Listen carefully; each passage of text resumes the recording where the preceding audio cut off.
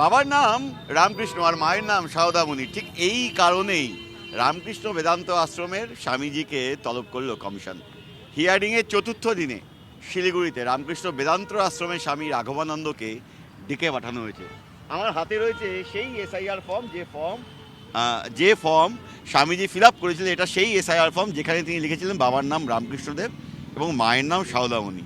এরপরই এই সেই নোটিশ পাঠিয়ে মহারাজকে ডাকা হয়েছে।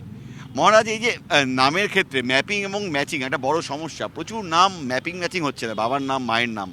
আপনি লিখেছেন বাবার নাম রামকৃষ্ণদেব, মায়ের নাম সারদামণি, কেন লিখেছেন এবং ম্যাপিং ম্যাচিংয়ের এই অসুবিধার জায়গাটা কমিশন বলছে? যেহেতু আমরা সন্ন্যাসীদের ইষ্টদেব যিনি, আমাদের ইষ্টদেব হচ্ছেন ভগবান শ্রীরামকৃষ্ণ, সেই জন্য আমি তার নামটাই আমাকে বলবো, কারণ সেটা আমার প্রত্যেকটা ডকুমেন্টে এটাই করা আছে শুরু থেকে।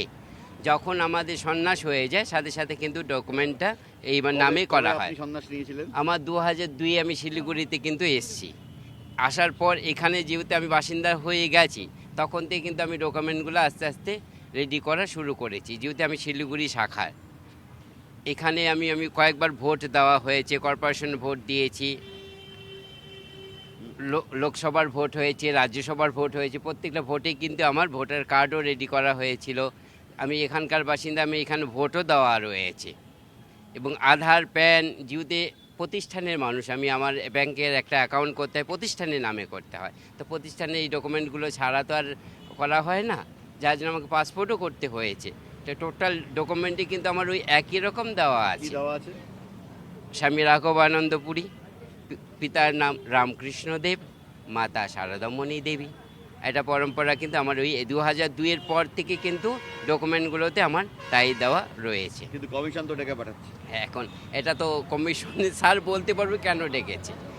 আর আমি আমার যা ডকুমেন্ট আছে আমি নিয়ে আসছি। এখন উত্তরটা তো আমি দিতে পারবো না, কমিশন কেন ডেকেছে সেটা উত্তরটা কিন্তু কমিশন স্যার নিয়ে। যদি পুরনো বাবার নাম মায়ের নাম নথিভুক্ত করতে বলে, সেক্ষেত্রে কি আপনারা রাজি? না না, এটা হতে পারে না। আমার পুরনো আমি যেই গর্ভে জন্মিয়েছি তার নাম আমি দিতে পারবো না তো, কারণ আমাকে তো চেঞ্জ করতে হচ্ছে, কারণ আমার সন্ন্যাস নাম তো এটা, আমার পুরনো নামে কখনো আমার হতে পারে না। এবং আমি এফিডেভিট করে আমার ডকুমেন্টও রয়েছে, স্কুল সার্টিফিকেট আছে আমার কাছে। আমি যে স্কুলে পড়াশোনা করেছি সেই স্কুলের সার্টিফিকেট নিয়ে আসছি, আমি এফিডেভিট করেছি কোর্টের থেকে। কোথাও গিয়ে মনে হচ্ছে যে আপনারা হ্যারাস্ট হচ্ছেন কমিশন হিয়ারিং এ? না, এটা আমি বলবো না, এটা না বলাটাই আমার কাছে ঠিক হবে। যেহেতু আমি সন্ন্যাসী, আমি তো চিন্তা করবো প্রত্যেকের ভালোটা। হ্যাঁ, যে সংসারে যেটা হচ্ছে আমরা সম্পূর্ণ নির্ভরশীল ভগবানের প্রতি, তো যে কাজটা হচ্ছে ভালো হচ্ছে। যদি নাম কাটা যায় অসুবিধা নেই, আমরা সন্ন্যাসী। এবং সেন্ট্রাল গভর্নমেন্ট তো বলছে পরবর্তী ধাপ ডিপার্ট। না, একটা আমার শাস্তি গ্রন্থে বলা আছে যে সাধুদের কোনো নিজস্ব কিছু থাকে না, অস্থায়ী। তো আমরা ওই দিক দিয়ে না, এখন সমাজে থাকি বলে সমাজের নিয়ম অনুসারে আমাকে চলতে হচ্ছে।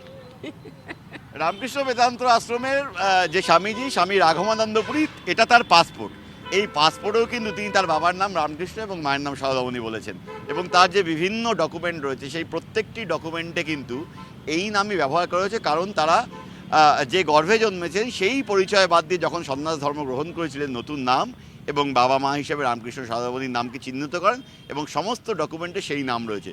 কিন্তু কমিশনের ম্যাপিং ম্যাচিংয়ের ক্ষেত্রে কিছু সমস্যা দেখা দিচ্ছে, যে কারণেই মহারাজকে হিয়ারিংয়ে ডাকা হয়েছে, যাকে ঘিরে রে রে করতে এসেছে তৃণমূল নেতৃত্ব। কৃষ্ণ মিশন এবং ভারত সেবাশ্রম মহারাজদের তাদের একটা পরম্পরা আছে। তারা যখন সন্ন্যাস ধর্ম যখন তারা নিয়ে নেন, তারা তাদের আগের জন্ম থেকে তারা বেরিয়ে এসে তারা দীক্ষিত হন। সুতরাং তাদের বাবা মায়ের নাম ইত্যাদি ইত্যাদি সেগুলো দেওয়ার ক্ষেত্রে তারা সেভাবেই দেন।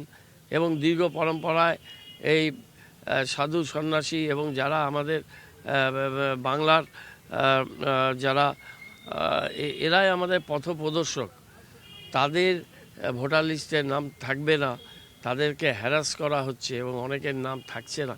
অত্যন্ত দুর্ভাগ্যজনক। বাংলা এটা মানবে না, বাংলা আধ্যাত্মিকতার দেশ।